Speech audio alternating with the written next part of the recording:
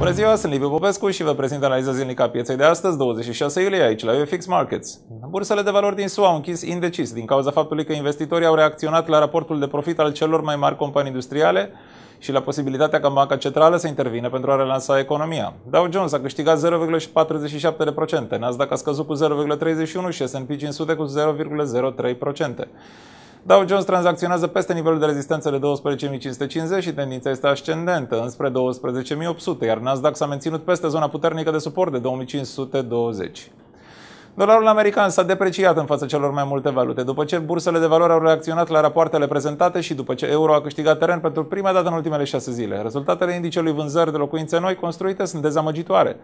350.000 față de estimările de 372.000. Astăzi, așteptările pentru indicatorul comenzi bunuri cu folosință îndelungată sunt de 0,1% față de valoarea anterioară de 0,7%.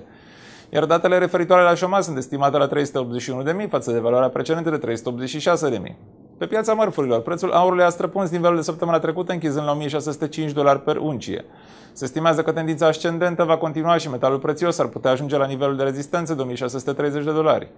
Țițeiul a închis cu un preț în urcare, cu un câștig de 0,92%. Țițeiul căzuse sub $87 și investitorii au considerat că este o ocazie bună de cumpărare. Tendința ascendentă este posibil să se mențină, cât timp țițeiul este tranzacționat peste nivelul de suport de $88,2. Prețul monedei euro a crescut față de dolar, pentru că au existat speculații potrivit cărora politicienii europeni vor ridica valoarea fondului de salvare. Este posibil să asistăm la un momentum pozitiv dacă perechea valutară euro-dolar trece de zona de rezistență de 1,2170.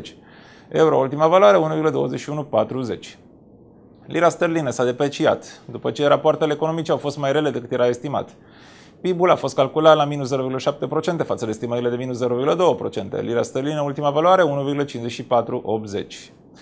Dolarul canadian s-a apreciat în fața dolarului pe baza speculațiilor că băncile centrale vor oferi stimulente monetare pentru a susține creșterea. Perechea dolar canadian se tranzacționează sub nivelul de rezistență de 1,0230, dar tendința negativă se confirmă doar dacă se trece de zona de suport de 1,0070. Dolarul canadian, ultima valoare, 1,0155. Asta e tot pentru astăzi, sunt Liviu Popescu și v-am prezentat principalele informații ale pieței valutare aici la ufxmarkets.com.